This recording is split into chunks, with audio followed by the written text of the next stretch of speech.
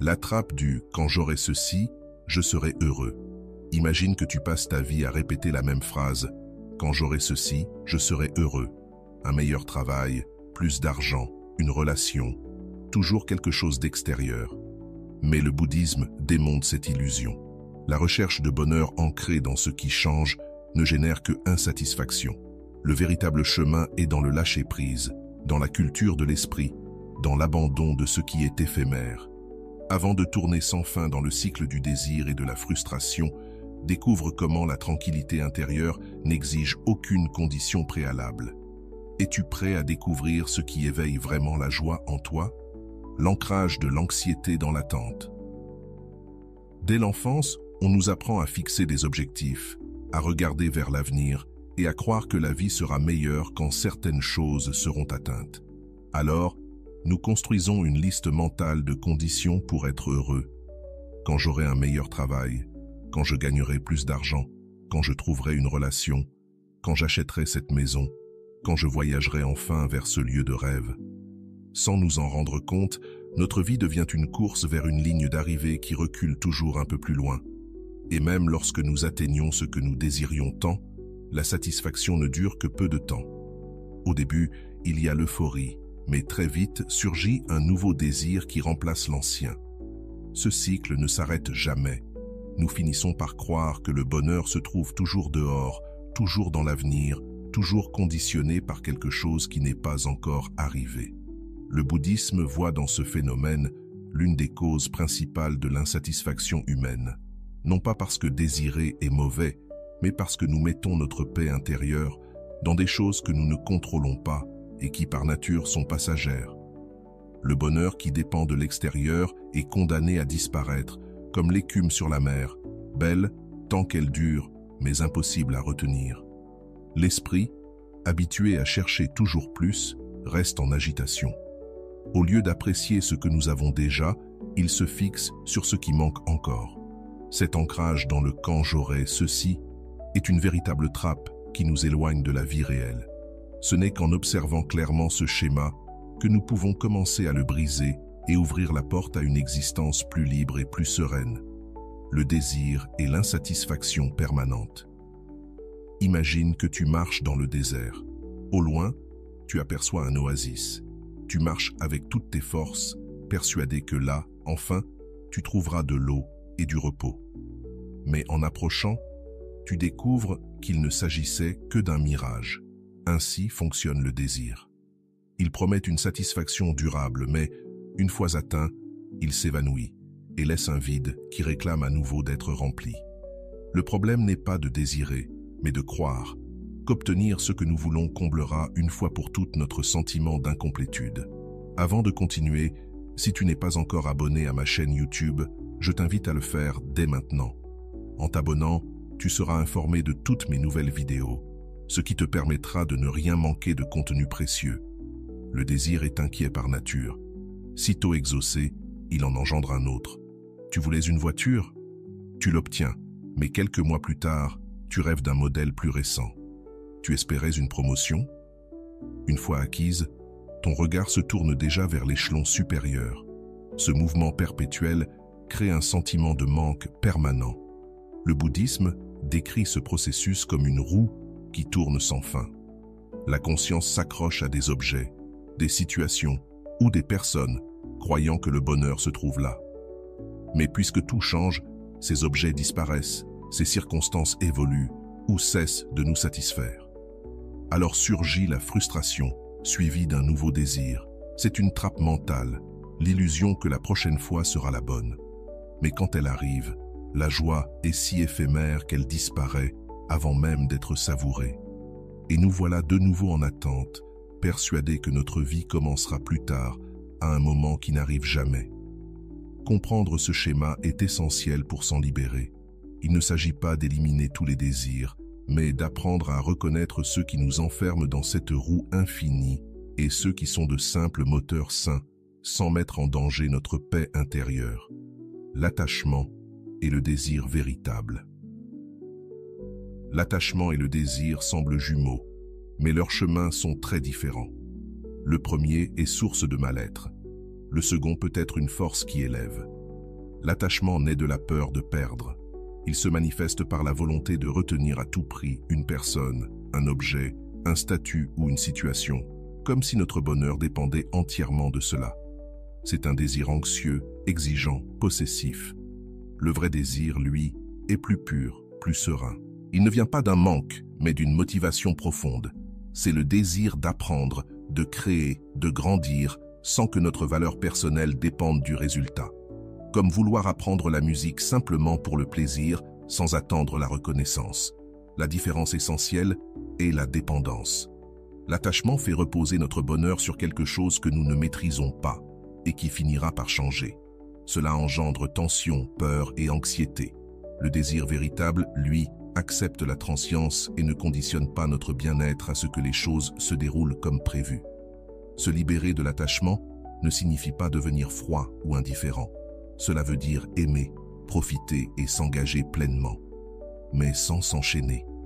Être capable de tenir quelque chose entre ses mains tout en restant prêt à le laisser aller le moment venu, sans perdre sa paix intérieure. Quand nous distinguons l'attachement du désir véritable, nous entrons dans un espace de liberté. Nous pouvons continuer à vouloir, mais sans que notre bonheur en dépende. Alors, chaque expérience devient une opportunité de vivre avec plus de légèreté, moins de peur et plus d'authenticité. La renonciation comme chemin de liberté intérieure. Le mot renonciation suscite souvent de la résistance. On l'associe au sacrifice, à la privation. Pourtant, dans le bouddhisme, renoncer ne signifie pas perdre, mais se libérer de ce qui nous enchaîne. C'est comme poser une lourde valise remplie de pierres pour marcher plus léger. Ce n'est pas vivre sans rien, mais cesser d'exiger que les choses soient exactement comme nous les imaginons pour être bien. Renoncer ne veut pas dire abandonner ses projets. Cela signifie avancer, mais sans conditionner son bien-être au résultat. C'est comme jouer à une partie de cartes. L'attachement nous fait croire que seule la victoire permet de profiter. La renonciation, elle, nous permet de savourer la partie, quelle qu'en soit l'issue. La véritable liberté intérieure surgit quand nous cessons de lutter contre ce que nous ne contrôlons pas. Beaucoup de nos souffrances viennent de l'effort désespéré pour retenir ce qui est voué à changer. La jeunesse, les relations, la santé, les circonstances économiques. Comprendre que tout est impermanent n'est pas de la résignation, mais de l'intelligence émotionnelle. Renoncer, c'est aussi lâcher les histoires mentales qui nourrissent notre douleur. Ce n'est pas toujours l'événement qui nous fait souffrir, mais ce que nous nous racontons à son sujet. Une rupture, par exemple, peut être douloureuse, mais elle devient une prison si nous y ajoutons des pensées comme « ma vie n'a plus de sens sans cette personne ». La renonciation coupe ce fil empoisonné et laisse entrer un souffle nouveau. Et son plus grand cadeau est de nous ramener au présent. Quand nous ne vivons plus dans l'attente de ce qui manque, nous commençons enfin à voir ce qui est déjà là. Cela ne signifie pas que nous ne puissions pas profiter de ce que nous avons, ni que nous devions vivre sans objectif. Cela signifie simplement que notre bonheur ne dépend pas de ce que tout s'aligne exactement comme nous l'avions planifié. Celui qui pratique le détachement ne vit pas moins, il vit davantage. Il vit sans le poids des attentes démesurées, sans la peur constante de perdre, sans l'obligation de contrôler chaque résultat. C'est une liberté intérieure, silencieuse et ferme, semblable à un lac qui ne s'agite pas à chaque souffle de vent. L'état mental inconditionné comme source de bien-être. Lorsque nous parlons d'un état mental inconditionné, nous faisons référence à une façon d'être au monde dans laquelle notre paix intérieure ne dépend pas de ce qui se passe à l'extérieur.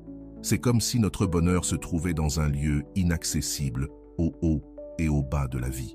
Cela ne signifie pas que les circonstances cessent d'avoir de l'importance, mais elles ne nous emportent plus comme avant. Habituellement, notre esprit fonctionne comme un interrupteur qui s'allume ou s'éteint selon les conditions extérieures. Si les choses vont comme nous le voulons, nous nous sentons bien. Sinon, nous nous sentons mal. Ce mécanisme paraît inévitable, mais le bouddhisme enseigne que nous pouvons entraîner notre esprit à ne plus lier son bien-être à chaque tournant du destin. C'est comme apprendre à piloter un navire, qu'il y ait tempête ou mer calme. Un état mental inconditionné ne signifie pas être toujours joyeux ou ne jamais ressentir de douleur. La tristesse, la frustration ou la peur continueront d'apparaître, car elles font partie de l'expérience humaine. La différence, c'est que ces émotions n'ont plus le pouvoir d'abattre notre paix. Nous pouvons les ressentir sans être prisonniers d'elles, comme si nous les observions depuis la rive plutôt que d'être emportés par le courant. Cette stabilité naît de la reconnaissance que tout ce qui est extérieur est impermanent. Les relations, l'argent, la santé, le prestige, tout change en permanence. Si notre bonheur repose sur ce qui change, il chancelle inévitablement. Mais si nous ancrons dans un lieu plus profond, notre attitude, notre compréhension, notre manière de nous relier aux événements, alors nous disposons d'un refuge indépendant des facteurs incontrôlables. On peut comparer cet état à un feu intérieur. Le monde peut apporter des journées froides ou brûlantes, mais tant que ce feu reste allumé, il y aura toujours de la chaleur en nous. Nous n'avons pas besoin que le climat extérieur soit parfait pour nous sentir bien. Cela nous offre une liberté immense, agir, décider et profiter sans vivre dans la peur de perdre ce que nous avons. Atteindre un état mental inconditionné exige une pratique consciente. Cela signifie s'arrêter et observer lorsqu'on réagit automatiquement à quelque chose d'extérieur, puis se demander « Est-ce que je laisse cela contrôler ce que je ressens ?» Avec le temps, cette question devient une habitude et notre esprit apprend à chercher à l'intérieur plutôt qu'à l'extérieur. Lorsque nous atteignons ce point, la vie continue d'avoir ses hauts et ses bas, mais notre expérience change complètement. Nous pouvons célébrer les joies sans craindre qu'elles s'achèvent et traverser les difficultés sans avoir l'impression que tout est perdu. C'est une forme de bonheur plus sereine, moins dépendante, qui n'a pas besoin d'artifice pour exister. Dans cet état, le bonheur cesse d'être une destination à atteindre et devient une qualité naturelle qui nous accompagne, comme le battement du cœur. Ce n'est pas un état que l'on atteint une seule fois, mais une manière de vivre qui se renouvelle chaque jour avec l'attention et la pratique. L'exemple de l'ici et maintenant, le bonheur sans attente. Nous vivons une grande partie de notre vie comme si le bonheur se trouvait à un point lointain de l'horizon. Nous nous disons que tout ira mieux lorsque nous atteindrons tel objectif, lorsque telle situation s'améliorera ou lorsque nous obtiendrons ce que nous croyons indispensable. Mais, comme l'horizon, cette promesse recule à chaque pas que nous faisons. L'ici et maintenant est la clé qui brise ce cycle. Quand nous sommes pleinement présents, nous cessons de courir après la carotte suspendue devant nous et nous découvrons que la saveur de la vie est déjà là, dans ce moment précis et non dans un futur idéalisé. Le problème, c'est que notre esprit habite souvent deux lieux, le passé et le futur. Et tous deux nous éloignent de la seule expérience réelle, celle du présent. Dans le passé, nous portons des souvenirs, des culpabilités ou des nostalgies. Dans le futur, nous déposons des attentes, des peurs et des projections. Nous passons tant de temps dans ces deux territoires que le présent devient un simple couloir que nous traversons pour aller ailleurs. Pourtant, quand nous nous arrêtons et que nous observons ce qui est là, maintenant, sans y ajouter autre chose, il se produit quelque chose de presque magique. Nous cessons de ressentir un manque. Le présent n'exige aucune condition pour exister. Il ne demande pas que nous soyons plus riches, plus beaux ou plus accomplis. Il est complet en lui-même. Le parfum du café, la chaleur du soleil sur la peau, une conversation sincère, de petites expériences, mais vécues avec attention. Elles emplissent l'instant d'une plénitude que rien à l'extérieur n'a besoin de compléter. Être dans l'ici et maintenant ne signifie pas renoncer au projet ou vivre sans but. Cela signifie ne pas hypothéquer le bonheur d'aujourd'hui à la promesse de demain. Nous pouvons travailler pour un objectif et en même temps savourer le chemin, sans attendre que le résultat final nous autorise à être heureux. Cela nous libère d'un calendrier mental qui prétend dicter quand il est temps d'être bien. Un exemple frappant est celui des vacances. Beaucoup attendent des mois ce voyage comme le sommet de l'année. Mais si nous apprenons à être présents, nous pouvons trouver la même joie dans une simple après-midi dans notre quartier, une conversation avec un ami ou quelques minutes assis à respirer. l'extraordinaire commence alors à apparaître dans l'ordinaire. Pratiquer l'ici et maintenant n'est pas quelque chose qui se maîtrise du jour au lendemain. Cela demande d'arrêter le pilote automatique et de remarquer combien de fois par jour nous nous projetons dans le passé ou dans le futur. Petit à petit, l'attention devient une habitude et le présent cesse d'être un lieu de passage pour devenir notre véritable maison. Quand nous sommes pleinement dans le moment présent, disparaît le piège du « quand j'aurai ceci, je serai heureux », car nous ne dépendons plus de rien d'extérieur pour nous sentir complets. Nous découvrons que la vie est déjà en train de se dérouler et qu'à chaque instant, nous possédons tout ce qu'il faut pour vivre avec plénitude. Pratique simple pour sortir du piège du « quand j'aurai ceci, je serai heureux ». Comprendre le piège est une première étape, mais pour s'en libérer, nous devons entraîner notre esprit au quotidien. Cela ne sert à rien de savoir que notre bonheur ne doit pas dépendre du futur si, sans même nous en rendre compte, nous répétons les mêmes schémas de pensée. C'est pourquoi, dans cette vidéo, nous allons explorer des pratiques concrètes qui aident à vivre avec plus de présence et moins de dépendance à ce que nous n'avons pas encore. L'une des plus puissantes est la gratitude consciente. Il ne s'agit pas simplement de dire « merci » par habitude, mais de s'arrêter et de voir ce qui, dans notre vie, est déjà précieux. Chaque matin, avant de commencer ta routine, prends quelques minutes pour penser à 3 choses que tu possèdes déjà et qui t'apportent du bien-être. Cela peut être aussi simple que le toit qui t'abrite, une personne avec qui tu peux parler ou le simple fait que ton corps te permette de bouger.